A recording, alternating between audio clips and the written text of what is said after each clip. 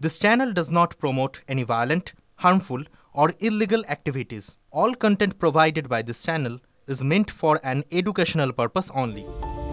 হাসপাতালে বেড নেই, তাই রোগী ভর্তি থাকার বালাই নেই। বেলা 2টো পর্যন্ত চলে আউটডোর। চিকিৎসক, চিকিৎসা কর্মীরা ছাড়া হাসপাতালে আনাগোনা করেন রোগীরা। কিন্তু সেই ভিড় হালকা হতেই হাসপাতাল চলে যায় দুষ্কৃতীদের দখলে।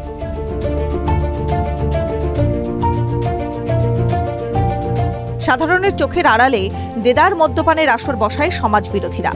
আতঙ্কে কাঁটা হয়ে থাকেন স্বাস্থ্যকর্মী থেকে হাসপাতালের কর্মীরা। এখানে অবস্থা যাচ্ছে তাই এটা মানে কোনো ব্যাপার না, খুব খারাপ অবস্থা।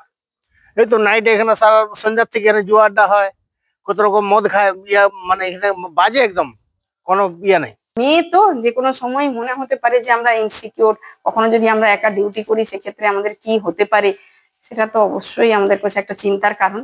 কাজ করছি কিন্তু আমাদের কোনো সিকিউরিটির ব্যবস্থা নেই। আমরা সবসময় ভয়েই থাকি, কারণ এখানে ড্রিঙ্ক করে প্রত্যেক দিন প্রত্যেকটা পাবলিক আসে।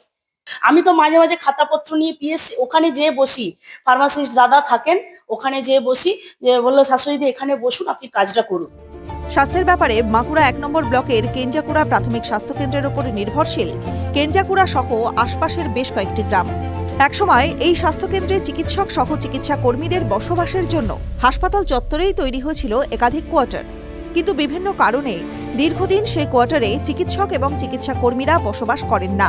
দীর্ঘকাল অব্যবহৃত হয়ে পড়ে থাকায় ধীরে ধীরে পোড়ো বাড়িতে পরিণত হয়েছে কোয়ার্টারগুলি। দরজা জানলা চুরি হয়ে গিয়েছে, কোয়ার্টারগুলি কার্যত ঢাকা পড়ে গিয়েছে আগাছার জঙ্গলে। আর তারই সুযোগ নিয়ে কোয়ার্টারগুলিতে গজিয়ে উঠেছে দুষ্কৃতীদের আড্ডা। সন্ধ্যা হলে বোধ রান্না, দিনের বেলাতে এরা ভদ্রলোক বলে বেড়ায় না, কি করবো বলবার তো কোনো উপায় নেই।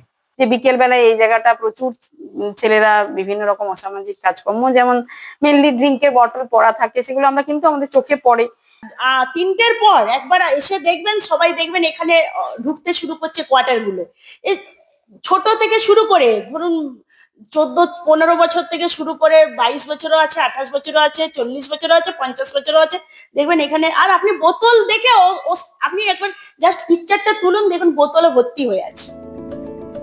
দুপুরের পরে হাসপাতাল চত্বরে রোগীর ভিড় কমতেই আনাগোনা বাড়তে থাকে এলাকার মদ্যপ সমাজবিরোধীদের। ঝোপঝাড়ে ঢাকা ভগ্নপ্রায় কোয়ার্টারে নিশ্চিন্তে বসে মদের আসর। এই পরিস্থিতিতে চূড়ান্ত নিরাপত্তাহীনতায় ভোগেন হাসপাতালের কর্মরত চিকিৎসক এবং স্বাস্থ্যকর্মীরা। তাদের দাবি, যেভাবেই ধীরে ধীরে হাসপাতাল চত্বরে সমাজবিরোধীদের উৎপাত বাড়ছে, তাতে যে কোনো দিন বড় কোনো ঘটনা ঘটে যেতে পারে।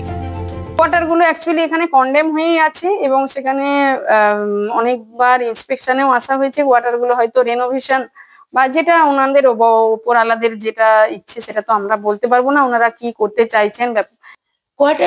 কোয়ার্টার গুলো তো মানে না থাকার জন্য, মানুষ না থাকলে যা হয়, দরজা ভাঙা, তারপরে ফ্যান চুরি হয়ে গেছে, লাইট চুরি হয়ে গেছে, আর বলার কিছু নেই। একটা সিকিউরিটির ব্যবস্থা হলে সব থেকে ভালো হয়।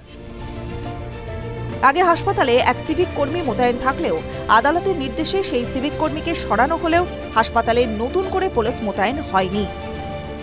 এটা তো নতুন যে সিভিক ভলেন্টিয়ার আরটি করে যে নৃশংস ধর্ষণ হত্যাকাণ্ডের ফলে যে সিভিক ভলেন্টিয়ারদেরকে হাসপাতাল থেকে বিভিন্ন জায়গা থেকে তুলে নিয়েছে, যার ফলে আজকে নতুন তার পরিবর্তে যে নতুন যে পুলিশ কনস্টেবল দেওয়ার কথা ছিল, সেইটা হয়তো এখনো হয়নি। সেটাও কেন হয়নি সেটা পুলিশ প্রশাসনকে আমরা জানতে চাইব। বাঁকুড়া ডেপুটি মুখ্য স্বাস্থ্য আধিকারিক সজল বিশ্বাস বলেন, এটা তো অত্যন্ত দুর্ভাগ্যের বিষয় যে আমাদের বিভিন্ন গ্রামীণ হাসপাতাল গুলোতে বা স্বাস্থ্যকেন্দ্রগুলোতে যে কোয়ার্টারের অবস্থা খুব খারাপ, কেঞ্জাকুড়ার অবস্থাও খুব খারাপ, আরো অন্যান্য বেশ কিছু জায়গা রয়েছে যেখানে কোয়ার্টারের অবস্থা সত্যি খুব খারাপ, বা চারপাশে বাউন্ডারি ওয়াল না থাকার ফলে সেখানে নিরাপত্তার একটা সমস্যা রয়েছে, সেটা আছে। TV9 Bangla digital.